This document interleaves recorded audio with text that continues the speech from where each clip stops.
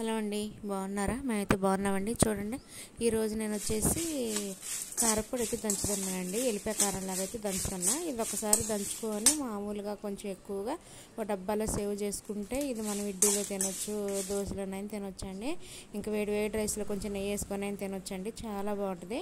నేను ఎక్కువగా పచ్చళ్ళు ఇలాగే చేస్తానండి. గోంగూర పచ్చడి అయినా, మామూలుగా టమాటా పచ్చడి అయినా, కారప్పొడి అయినా, ఏదైనా మామూలుగా కాకరకాయ ఫ్రై ఉంటుంది కదండి, కాకరకాయ ఫ్రైని కూడా ఇలాగ ఏదైనా కొంచెం ఎక్కువగా చేసుకొని డబ్బాలను అయితే మేము సేవ్ చేసుకుంటాం అండి, నిల్వ చేసుకుంటాం.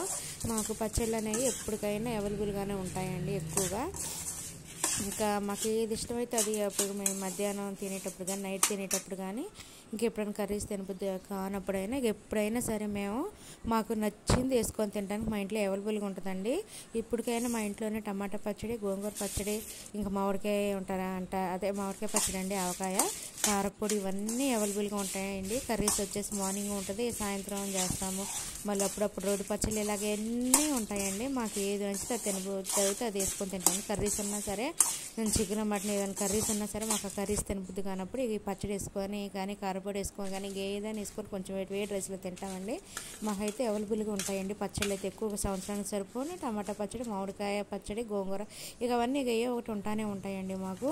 ఇంకా నేను ఎక్కువగా మేము ఇట్లాగన్నీ సేవ్ చేసుకుంటూ ఉంటామండి. ఈరోజు వచ్చేసి కారపొడి అయిపోయిందండి. కారపొడి అయితే నేను కారపొడిని ఒక డబ్బాకి అయితే దంచి పెడదామని చెప్పేసి ఇవన్నీ ఎంచుకుంటున్నానండి. తగినన్ని మిరపకాయలు తీసుకొని వాటిని బాగా వేయించుకున్నానండి. కొంచెం ఆయిల్ వేసి వేయించుకుంటున్నా. దాంట్లో ధనియాలు, జీలకర్ర వేసుకున్నా. వేయించుకొని బాగా వాటిని ఇట్లా నలిపితే మిరపకాయ నలగాలండి. బాగా క్రిస్పీగా అలాగే వేయించుకున్నానండి. చూడండి, ఇలాగ వేయించుకున్నాను కదా, ఇవన్నీ ఒక ప్లేట్లో తీసుకొని ఇంకా కొంచెం వేడారిన తర్వాత ఇక చూడండి రోట్లోనే దంచుతానండి. మిక్సీలోనే మిక్సీ పడుతుంటే అది ఈ వేడిగా ఉంటాయి కదండి మిరపకాయలు, ఈ వేడికి అదంతా ముద్ద అయిపోతుందండి. ఎల్లిపాయ కారం అంతా బాగా ముద్దలాగా అయిపోతుంది. ఇంకా అది మనం అలా ఉంచినా కూడా ఉండలుగాను ముద్దలాగా ఉంటుందండి కారపొడి. ఇక ఎందుకులే ఇట్లాగా రోట్లో దంచుకుంటే పొడి పొడిగా ఉంటుంది. కచ్చపచ్చగా మరీ పైన పేస్ట్ లాగా కచ్చపచ్చగా ఒక్కలుగా ఉంటే బాగుంటుంది. నోటికి తింటుంటే గింజలు ఉంటాయి కదండి మిరపకాయలోని, ఇంకా గింజలు అవన్నీ తగులుతుంటే టేస్ట్గా ఉంటుందని చెప్పేసి ఇక రోట్లో నూరుతున్నానండి, దంచుతున్నా. అసలు నాకు రోట్లో నూరటం రాదండి, దంచడం. నేను ఏదైనా ఇక అప్పటికప్పుడు ఇక మిక్సీలో వేసి ఇన్స్టెంట్గా అప్పటికప్పుడు చేసేస్తాను. ఈ రోజు అయితే ఈ కారపొడి కోసం రోట్లో దంచుతున్నానండి. చూడండి, అలా దెబ్బ వేస్తే పక్కకి వెళ్ళిపోతుందండి అంతా. ఇంకా దగ్గరకు అనుకుంటే చాలాసేపు పట్టిందండి. ఓకే అండి, మా కారపొడి అయితే రెడీ అయిపోయిందండి. ఇంకా కొంచెం అయితే దంచుతాను మెత్తగా. చూడండి, అంతా పక్కకి వెళ్ళిపోతుందండి దగ్గరకు అనుకుంటా. ఇక కారపొడి అయితే రెడీ చేశానండి. మా కారపొడి అయితే రెడీ అయిపోయిందండి. ఎలా ఉందో వీడియో కామెంట్ చేయండి అండి. మరొక వీడియోలోకి వెళ్తామండి.